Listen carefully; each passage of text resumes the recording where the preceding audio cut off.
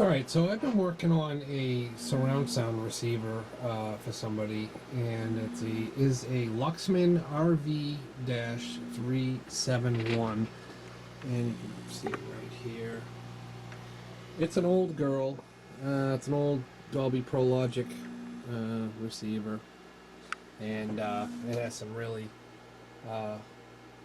old, tired components in this thing. Mostly the amplifier is fine. Well, the person that asked me to take a look at it and fix it for him is basically, he told me that it lost its surround sound speakers, the rear, the center, and the main front speakers were low. So I took the amp apart. This is going back about maybe a couple months ago, and I tested all the output transistors. Everything looked good, and everything seemed to be functioning fine on the amplifier board. But the processor board was acting really strange, and it was buried way down here in the bottom. And I had to strip a lot of stuff out of here, like the AM/FM board, and just to get to it. And what I found was the most complex board that was probably in this whole entire unit. Everything else is single-sided circuit board with regular components, but this is all SMD double-sided, and with some parts that are very hard to get a hold of now. So I've been troubleshooting this board for a while, and it had some problems. It had some snap traces, it had some corrosion, it had all sorts of crazy stuff going on with it. So I've actually had to run some jumpers along the board and across some op amps and repair some traces, and I try to get it all back together visually as best as I could to see if anything had changed, and it didn't seem to do much of make much of a difference. So I thought the amplifier was a lost cause. It's old. I can't find a service manual for it. It's just been really difficult to troubleshoot this thing. And so what I ended up doing was going on online and looking for a service manual, and I came across a posting on Craigslist that somebody else was selling the same exact radio for, I think it was like $40, but the problem was it was damaged. Well, not damaged as in it doesn't work. And what they told me in the email was that he heard a pop and that was it. It just went dead. I'm not so sure I'm believing that story. It's possible, but basically what ended up happening once I was grateful enough to find another amplifier for parts, because I wanted another one of these boards, and I was hoping that this board here was going to be intact in the new receiver that I was going to receive, and it indeed was. But the only problem was it had the exact same problem this receiver had. Blown traces and all sorts of crazy crap going on this circuit board. So very poor design.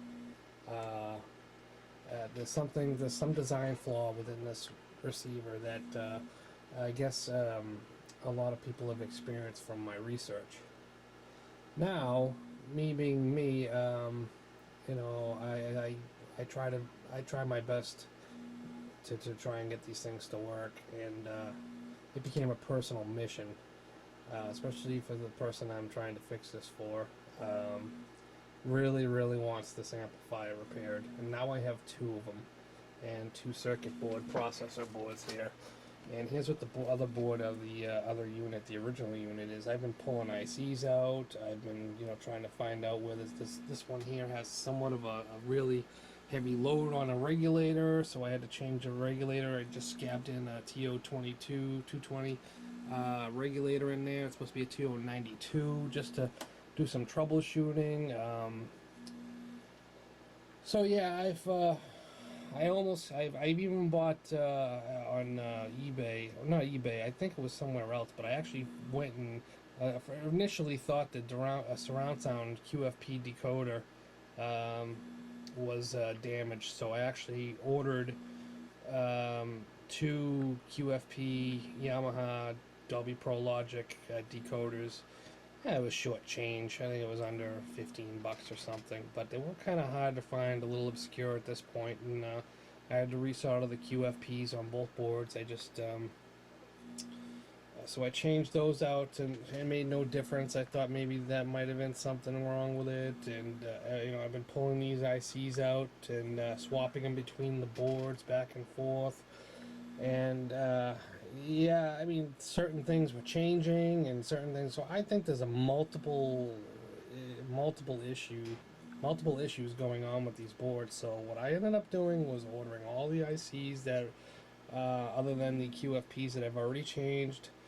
And I can't order this because, well, I can order it, but this is Luxman's custom ROM or microcontroller chip that they have on here with their firmware. So these aren't going anywhere. If these are damaged, then these things are screwed.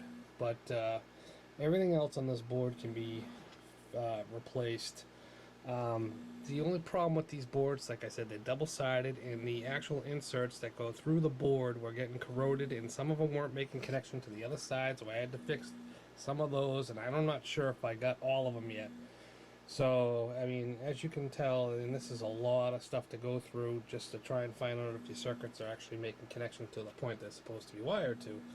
So, yeah, that's the difficult part. So I've got two of these boards. This one seems to work a little bit more than this one. So I've been sticking with this one for now. And I've had some little minor breakthroughs this evening on trying to repair this. I found that some of the passives on here are starting to go and or have gone. And I will show you how I diagnosed that without a meter or anything else, just strictly using temperature.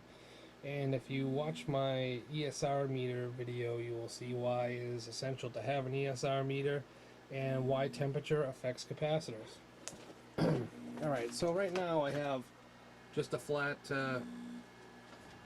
line floating above ground. It's actually a few millivolts above ground right now, and that's just the strange behavior that this amplifier has been doing. It's in idle right now.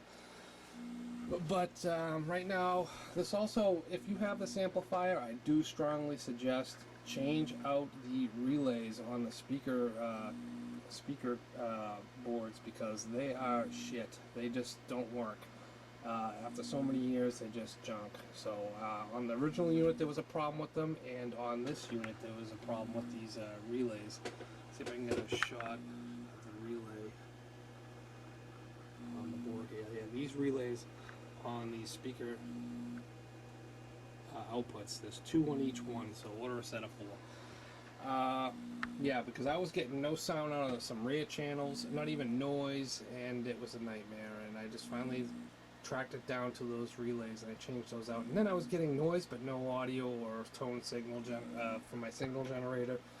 So this thing is just working me around in circles here. So right now I'm putting in a I'm going to be putting in a 1 kilohertz sine wave. We'll turn that on. So now we're injecting the sine wave into the receiver via a set of RCA jacks on the back here. And I'm going to turn the receiver on, and you're going to see the output of the center channel right now. It's just a bunch of crap. It's just a bunch of noise. So what I'm going to do here is I'm going to try and thermally shock some of these components to try and see if I can temporarily get it to work. And this can be very successful when all else fails. So we're going to see what happens here. I already know the area of the location of the components that I suspect are bad, but I'm going to put this heat gun down in here on these 2 capacitors that are right there below that chip there, and you're going to see what happens here.